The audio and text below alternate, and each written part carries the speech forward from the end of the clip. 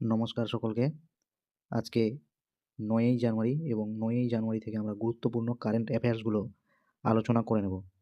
আজকের কারেন্ট অ্যাফেয়ার্সে প্রথম প্রশ্ন রয়েছে, সম্প্রতি কেন্দ্রশাসিত অঞ্চল জম্মু কাশ্মীরে ২০০০ বছর পুরনো বৌদ্ধ স্থান পাওয়া গেছে।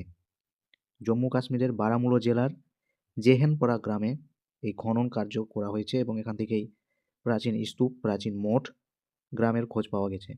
ফ্রান্সের এক জাদুঘর মানে হচ্ছে মিউজিয়ামে থাকা একটি ছবি থেকে এই স্থান সম্পর্কে জানতে পারা যায় এবং সম্প্রতি এখানে খনন কার্য করে বৌদ্ধ সময়কালের কিছু স্থান এখানে পাওয়া গেছে। কি কি পাওয়া গেছে? প্রাচীন স্তূপ, প্রাচীন মঠ এবং কিছু গ্রামের খবর এখান থেকে পাওয়া গিয়েছে। এই হচ্ছে আমাদের জম্মু কাশ্মীরের ম্যাপ। জম্মু কাশ্মীরের যদি আমরা রাজধানী দেখি তাহলে প্রথমে দেখতে পাবো শ্রীনগর, যেটা হচ্ছে গ্রীষ্মকালীন রাজধানী, সামার রাজধানী। এবং জম্মু এখান থেকে যদি দেখি আমরা তাহলে দেখতে পাবো এটি হচ্ছে শীতকালীন রাজধানী। এরপরে ২ নম্বর আছে, কেন্দ্রীয় সরকার নতুন করে ৪টি লেবার কোড চালু করেছেন লেবার কোড। যে ৪ শ্রম কোড এখানে হচ্ছে শুক্রবার থেকে আইনে পরিণত হয়েছে, সেগুলি কোড হচ্ছে এই ২০১৯ সালের একটি অনওয়েস কোড, ইন্ডাস্ট্রিয়াল রিলেশন কোড ২০২০ সাল, code on social security ২০২০, occupational safety health and working code ২০২০। এই ৪টি কোড শুরু করেছে। এই কোডগুলো শুরু করার ফলে কী হয়েছে, এই কোডগুলো প্রথমে ২৯টা শ্রম আইন ছিল, এই ২৯টা শ্রম আইনকে মার্জ করে দিয়ে এখন ৪টা আইনে পরিণত করা হয়েছে। এইটাই হচ্ছে আলোচনার চর্চিত বিষয় এবং বেশ এখানে কিছু সংশোধন করা হয়েছে এবং গুরুত্বপূর্ণ কিছু পয়েন্ট উল্লেখ করে দেওয়া হয়েছে যেগুলো শ্রমিকদের জন্য বিশেষ জরুরি। কী কী পয়েন্ট উল্লেখ করা হয়েছে এখানে? এর ফলে শ্রমিক কর্মচারীকে নিয়োগপত্র দিতে বাধ্য থাকবে সংস্থা বা কোম্পানিগুলি। কোনো শ্রমিক কর্মচারীর ন্যূনতম মজুরির থেকে কম বেতন এখানে দেওয়া কিন্তু যাবে না, এই আইনগুলোতে বলা হয়েছে। সেক্ষেত্রে আইন উল্লঙ্ঘন হিসেবেই সেগুলো বিবেচিত হবে। যদি এগুলো না দেওয়া হয় বা করা না হয় সংস্থার তরফ থেকে, তাহলে আইন উল্লঙ্ঘন বলে ধরে নেওয়া হবে এবং তার বিরুদ্ধে আইনি ব্যবস্থা নেওয়া হবে সংস্থার কর্তৃপক্ষের জন্য। ৪০ বছর এবং তার বেশি বয়স্ক যে সমস্ত কর্মচারীরা রয়েছে তাদের বিনামূল্যে বার্ষিকে স্বাস্থ্য পরীক্ষা করাতে হবে, হেলথ চেক আপ করাতে হবে প্রতি বছর। বেতন দিতে হবে নির্দিষ্ট সময়ের মধ্যে। মহিলা কর্মচারীরা চাইলে নাইটে যদি তারা কাজ করতে চায় তাহলে তাদেরকে হচ্ছে দিয়ে রাতে কাজ করানো যাবে। এক্ষেত্রে মহিলা কর্মীদের সম্মতির পাশাপাশি তাদের সুরক্ষা এবং নিরাপত্তা সংক্রান্ত বিষয়াদিও দেখবে সেই সমস্ত সংস্থাগুলো। ফিক্সড টার্ম কর্মচারীদের জন্য যোগ দেওয়া হচ্ছে, এমন কর্মচারী ১ বছরের পর থেকে নিশ্চিত তাদের গ্র্যাচুইটি দেওয়া হবে, ওভারটাইমের মজুরি দ্বিগুণ করতে হবে। এইগুলো লেবার কোডে বলা হয়েছে। আজকে ৩ নম্বর কোশ্চেন যেটা রয়েছে, বিশ্বের প্রথম দেশ হিসেবে ডাকযোগ চিঠিপত্র ডাকযোগ দেওয়া নেওয়ার ব্যবস্থাকে পুরোপুরিভাবে বন্ধ করে দিয়েছে ডেনমার্ক। ডেনমার্ক ডাক পরিষেবা প্রদানকারী পোস্ট নোটের তরফে জানানো হয়েছে গত ২০ বছরে হু হু করে নেমেছে তাদের এই পরিষেবা, যার জন্য তারা এই পরিষেবাকে বন্ধ করার সিদ্ধান্ত নিয়েছে। তাদের বেশিরভাগ মনে করতে পারেনি যে ঠিক কতদিন আগে এই চিঠি দেওয়া নেওয়া প্রক্রিয়া হয়েছে, পাঠিয়েছেন বেশিরভাগ লোক। এগুলো সমস্ত হচ্ছে সেখানকার জনগণের অনুমতি সম্পর্কে, তাদের জনগণের সম্মতিক্রমে এই ব্যবস্থা নেওয়া হয়েছে। ২০০০-এ তাদের কথা অনুযায়ী ২০০০ সালে ১৫০ কোটি চিঠি ডেলিভারি করেছে, কিন্তু ২০২৪-এ সেই অঙ্কটা দাঁড়িয়েছিল মাত্র ১১ কোটিতে। ডেনমার্কের ডাক ব্যবস্থা চালু হয়েছিল ১৬২৪-এ। এই ৪০১ বছরের বার্তা দেওয়া নেওয়ার এই ব্যবস্থায় ইতি পড়ল ২০২৫ সালের শেষে। ভেনেজুয়েলার ওপর মার্কিন হামলা, এই সম্পর্কিত ভিডিও আপনারা এই চ্যানেলের মধ্যে পেয়ে যাবেন। যারা দেখতে ইচ্ছুক অবশ্যই সার্চ করে দেখে নেবেন, যদিও আই বাটনে লিঙ্ক দেওয়া থাকবে এবং ডেসক্রিপশন বক্সেও লিঙ্ক দেওয়া থাকবে। কী বিষয় বৃত্তান্ত আপনারা চাইলে ভিডিওটি দেখতে পারেন। এটা হচ্ছে আমাদের ডেনমার্কের ম্যাপ। ডেনমার্ক দেশটি এখানেই অবস্থিত। নর্থ সি, উত্তর সাগরের একটি দেশ হচ্ছে ডেনমার্ক এবং উপরে দেখতে পাচ্ছেন নরওয়ে, সুইডেন এবং এখানে দেশ রয়েছে ফিনল্যান্ড। নেদারল্যান্ডের রাজধানী হচ্ছে কোপেনহেগেন, ভেরি ইম্পর্টেন্ট। চতুর্থ প্রশ্ন রয়েছে, বিশ্বের দীর্ঘতম এক্সপ্রেসওয়ে টানেল চালু করলো চীন। চীন তাদের অবকাঠামো উন্নয়নের ইতিহাসে আরও একটি গুরুত্বপূর্ণ মাইলফলক যোগ করেছে। দেশটির উত্তর পশ্চিমাঞ্চলীয় জিনজিয়াং অঞ্চলে বিশ্বের দীর্ঘতম এক্সপ্রেসওয়ে টানেল অর্থাৎ হচ্ছে পাহাড়ের মধ্যে দিয়ে যে রাস্তা থাকে, গুহার মধ্যে দিয়ে, সেটিকেই বলা হয়। আনুষ্ঠানিকভাবে যান চলাচলের জন্য খুলে দেওয়া হয়েছে। এই টানেল চালুর ফলে দুর্গম এবং ঝুঁকিপূর্ণ যে পাহাড়গুলি রয়েছে, এই ঝুঁকিপূর্ণ পাহাড়গুলি দিয়ে দীর্ঘ সময়ের যে ভ্রমণ তা অনেক সহজ এবং সেটা অনেক তাড়াতাড়ি দ্রুত হয়ে উঠবে, এমনটাই বলা হচ্ছে। তিয়ানশান সেইলিং নামের এক টানেলের দৈর্ঘ্য হচ্ছে 22.13 কিলোমিটার। এই তিয়েন শান পর্বতমালার ভেতর দিয়েই এটি হচ্ছে করা হয়েছে। টানেলটি আনুষ্ঠানিকভাবে বর্তমানে শুরু করে দেওয়া হয়েছে। এটি হচ্ছে টানেলের চিত্র। এই যে গুহার মধ্যে দিয়ে এই টানেলটিকে করা হয়েছে। 21তম দেশ হিসেবে ইউরো মুদ্রাকে স্বীকৃতি দিয়েছে বুলগেরিয়া, অর্থাৎ ইউরোকে গ্রহণ করেছে বুলগেরিয়া। বুলগেরিয়ার এর আগের যে মুদ্রা ছিল সেই মুদ্রার পরিবর্তে তারা ইউরোকে গ্রহণ করেছে। 31শে ডিসেম্বর দেশটি লেভের পরিবর্তে, বুলগেরিয়ার যে মুদ্রা সেটি হচ্ছে লেভ, এই লেভের পরিবর্তে লেভকে তারা ছেড়ে দিয়ে ইউরোকে গ্রহণ করেছে এবং এই ইউরো গ্রহণ করা ইউরোজোনের সদস্য 21তম হয়েছে বুলগেরিয়া। এর আগে 2023 সালের 1 জানুয়ারি 20তম দেশ হিসেবে ইউরোকে গ্রহণ করেছিল ক্রোয়েশিয়া দেশটি। বুলগেরিয়া 19 শতকের শেষ দিকে 1881 খ্রিস্টাব্দে মুদ্রা হিসেবে তাদের লেভকে হচ্ছে গ্রহণ করেছিল। যেমন আমাদের ভারতীয় মুদ্রার নাম হচ্ছে রুপি, এই যে রুপি, তো সেই রকমই বুলগেরিয়া দেশের মুদ্রার নাম হচ্ছে লেভ।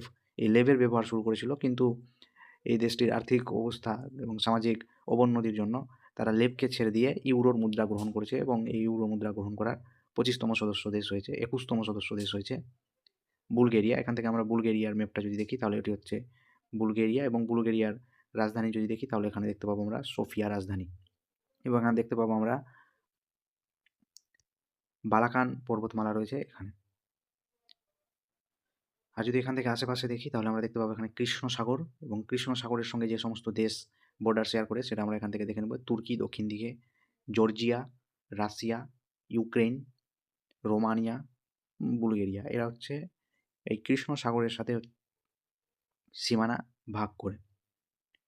আর এখানে যদি আমরা দেখি মলডোভা দেশটি কিন্তু কৃষ্ণ সাগরের সাথে বর্ডার শেয়ার করে না। কৃষ্ণ সাগরের সাথে মলডোভা দেশ কিন্তু বর্ডার শেয়ার করে না। এই বর্ডার হচ্ছে এইটুকু, এর বর্ডারটা হচ্ছে এইভাবে গিয়ে এইটুকুটা, এখান থেকেই শেষ। এখান থেকে বলা হয়েছে কৃষ্ণ সাগর আটলান্টিক মহাসাগরের একটি প্রান্তিক সাগর, যেটি পূর্ব ইউরোপ এবং পশ্চিম এশিয়ার মধ্যে অবস্থিত। প্রতিবেশী দেশ যদি দেখি কৃষ্ণ সাগরের তাহলে রোমানিয়া, বুলগেরিয়া পশ্চিমে অবস্থিত, রোমানিয়া এবং বুলগেরিয়া পশ্চিম দিকে অবস্থিত। এই যে বুলগেরিয়া এবং রোমানিয়া এরা হচ্ছে পশ্চিম দিকে অবস্থিত। ইউক্রেন, রাশিয়া, জর্জিয়া এরা উত্তর পূর্ব দিকে অবস্থিত। যদি আমরা দেখি এই যে ইউক্রেন, রাশিয়া, জর্জিয়া উত্তর দিক, উত্তর পূর্ব দিক, পূর্ব দিক, এবং দক্ষিণ দিকে অবস্থিত যেটি রয়েছে সেটি হচ্ছে তুর্কি দেশটি, তুর্কি দক্ষিণে রয়েছে। কৃষ্ণ সাগর এজিয়ান সাগর হয়ে ভূমধ্য সাগরে পতিত হয়েছে। বোসপরাস প্রণালী দ্বারা এটি মারমারা সাগরের সাথে যুক্ত। এই যে সি অফ মারমারা, এখানে রয়েছে বোসপরাস প্রণালী। প্রণালী কি বলে এর আগের ক্লাসে বলেছি, প্রণালী হচ্ছে দুটো স্থলভাগের মাঝখানে ছোট যে জলভাগ দ্বারা দুটো জলভাগ যুক্ত থাকে পাতলা রাস্তা দ্বারা, সেটিকে বলছি আমরা প্রণালী। তো এখানে বোসপরাস প্রণালী দ্বারা হচ্ছে ব্ল্যাক সি এবং মারমারা সাগর বোসপরাস প্রণালী দ্বারা যুক্ত রয়েছে। কৃষ্ণ সাগর এজিয়ান সাগর হয়ে ভূমধ্য সাগরে পতিত হয়েছে। এই যে ব্ল্যাক সি, কৃষ্ণ সাগর, এবং এখানে রয়েছে এজিয়ান সাগর। তো কৃষ্ণ সাগর বোসপরাস প্রণালী দ্বারা সি অফ মারমারাতে এসে পড়লো, এবং সি অফ মারমারা এজিয়ান সাগরে এসে পড়লো, এবং এখান দিয়ে চলে গেল ভূমধ্য সাগরে। এই যে এখানে লেখাই রয়েছে মেডিটেরিয়ান সি, ভূমধ্য সাগর। পরবর্তী প্রশ্ন রয়েছে খুব চর্চিত, সম্প্রতি বিশ্বে চর্চিত জায়গা রয়েছে। ভেনেজুয়েলার রাজধানী কারাকাসে মধ্যরাতে বোমা হামলা করে বিশেষ সামরিক অভিযানের মাধ্যমে দেশটির প্রেসিডেন্ট নিকোলাস মাদুরোকে আটক করেছে মার্কিন যুক্তরাষ্ট্র অর্থাৎ আমেরিকা। দীর্ঘদিন ধরে ভেনেজুয়েলা থেকে আমেরিকায় মাদক পাচার করার অভিযোগে মূলত এই নিকোলাস মাদুরোকে গ্রহণ করেছে, এমনই অভিযোগ করছেন ট্রাম্প ভেনেজুয়েলাকে ঘিরে সামরিক তৎপরতা এবং বিভিন্ন যুক্তি তুলে ধরেছেন যে অবৈধ অভিবাসন, মাদক পাচার, তেল শিল্পে তার মধ্যে উল্লেখযোগ্য। ভেনেজুয়েলার তেল খাতে দীর্ঘদিন ধরে যুক্তরাষ্ট্রের কোম্পানিগুলো সক্রিয় রয়েছে। তো এই বিষয়ে আমার ভিডিও করে দেওয়া হয়েছে, আপনারা চাইলে অতি অবশ্যই এই ভিডিওটা সার্চ করে দেখতে পারেন, ডিসক্রিপশন বক্সে লিঙ্ক দেওয়া থাকবে। রাষ্ট্রসংঘের মহাসচিব অ্যান্টোনিও গুতেরেস ভেনেজুয়েলার রাষ্ট্রপতি নিকোলাস মাদুরোকে মার্কিন যুক্তরাষ্ট্রের কর্তৃক আটক করেছে, এবং এই বিষয়ে অ্যান্টোনিও গুতেরেস তীব্র নিন্দা জানিয়েছেন, প্রতিবাদ করেছে, এবং এই বিষয়ে বর্তমান সময়ে রাষ্ট্রসংঘে আলোচনা চলছে, সভা চলছে যে এরপরে কী পদক্ষেপ নেওয়া হতে পারে। এটি হচ্ছে ভেনেজুয়েলা দেশ। ভেনেজুয়েলার রাজধানী যদি আমরা দেখি এখানে রয়েছে উত্তর দিকে কারাকাস রাজধানী। ক্যারিবিয়ান সাগরের একটি সমুদ্র তটে অবস্থিত, ক্যারিবিয়ান সাগরের তীরবর্তী একটি দেশ হচ্ছে ভেনেজুয়েলা, এবং ভেনেজুয়েলার আশেপাশের দেশ যদি আমরা দেখি তাহলে দেখতে পাবো এখানে গুয়ানা রয়েছে, কলম্বিয়া রয়েছে, এই দেশগুলো আমরা দেখতে পাবো, ব্রাজিল রয়েছে।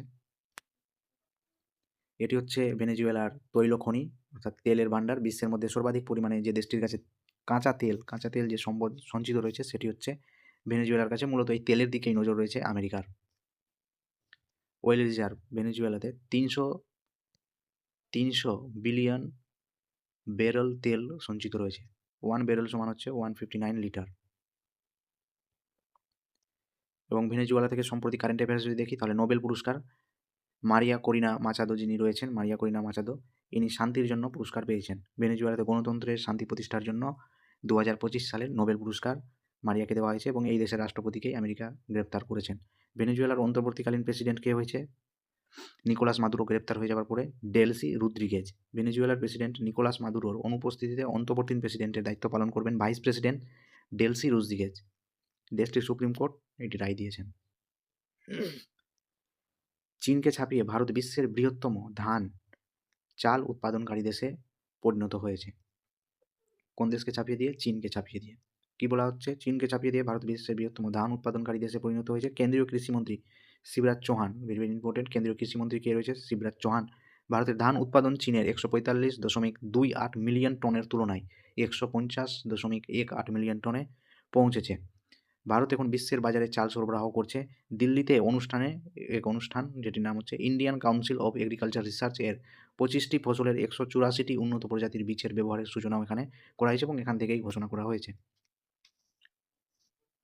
পরবর্তী প্রশ্ন রয়েছে ভেরি ভেরি ইম্পর্টেন্ট, আইপিএল থেকে বাংলাদেশের যে আমাদের খেলোয়াড় কলকাতাতে নেওয়া হয়েছিল সেই খেলোয়াড়কে এখান থেকে বাদ দেওয়ার সিদ্ধান্ত মুস্তাফিজুর রহমানকে যে কলকাতা কিনে নিয়েছিল, হায়ার করেছিল, তাকে বাদ দেওয়ার জন্য এই ঘটনা চর্চিত হয়েছে যে সম্প্রতি বাংলাদেশ তার দেশে ঘোষণা করেছে যে বাংলাদেশে নাকি আইপিএল দেখানো হবে না, অর্থাৎ আইপিএলের সম্প্রসারে নিষেধাজ্ঞা জারি করেছে বাংলাদেশের লুঙ্গি সরকার। তো এটা তাদের ব্যক্তিগত ব্যাপার, তারা যা করুক আমাদের নিয়ে যাই আসে না। কেন করা হয়েছে? এই জন্য করা হয়েছে যে মুস্তাফিজুর রহমানকে যে কলকাতা নাইট রাইডার্স দল থেকে ছেড়ে দেওয়ার ঘটনাকে কেন্দ্র করে অনির্দিষ্টকালের জন্য আইপিএল ম্যাচের সম্প্রসারণ এবং সরাসরি দেখানো বন্ধ করার নির্দেশ দিয়েছেন বাংলাদেশের লুঙ্গি সরকার। ভারতীয় ক্রিকেট বোর্ডের নির্দেশে কলকাতা নাইট রাইডার্স বাংলাদেশের এই পেসারকে দলে না রাখার সিদ্ধান্তের পর এই বিষয়টার প্রতি উত্তেজনা শুরু হয়েছে। ভারতীয় ক্রিকেট বোর্ডের পক্ষে একটি গুরুত্বপূর্ণ এটি পদক্ষেপ বলা যেতে পারে, কারণ বাংলাদেশ এই মুহূর্তে যেমনভাবে নাচানাচি করছে তাদেরকে কোনো দিক থেকেই আমরা সমর্থন করতে পারি না। তো ভারতীয় বিসিসিআই প্রথমে ক্রিকেটারদের স্বাগত জানালেও পরে তাদের ঠেলে ধাক্কা দিয়ে বের করে দিয়েছে। এটা খুব সুন্দর একটা ডিসিশন, সাধুবাদ জানাই বিসিসিআইকে। আজকের ভিডিও এই পর্যন্তই ছিল। পরবর্তী ভিডিও আবার আপনাদের সামনে নিয়ে আসা হবে গুরুত্বপূর্ণ কারেন্ট অ্যাফেয়ার্সের সাথে। তো অতি অবশ্যই আপনার চ্যানেলটা চাইলে সাবস্ক্রাইব করে দিতে পারেন, লাইক শেয়ার কমেন্ট করে দেবেন কেমন লাগছে। আজকের জন্য এখানেই, থ্যাংক ইউ সো মাচ।